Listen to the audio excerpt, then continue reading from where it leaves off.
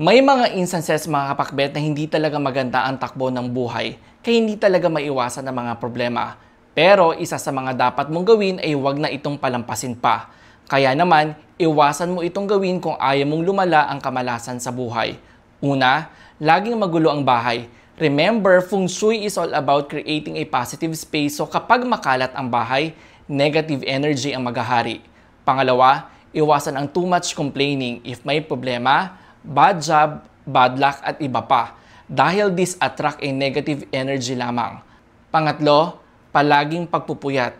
Longer sleep deprivation mga pakbet ay hindi maganda, lalong-lalo na sa kalusugan.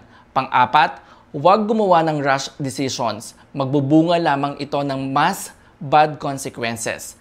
Mag-energy cleansing if sa tingin mo ay minamalas ka pa rin.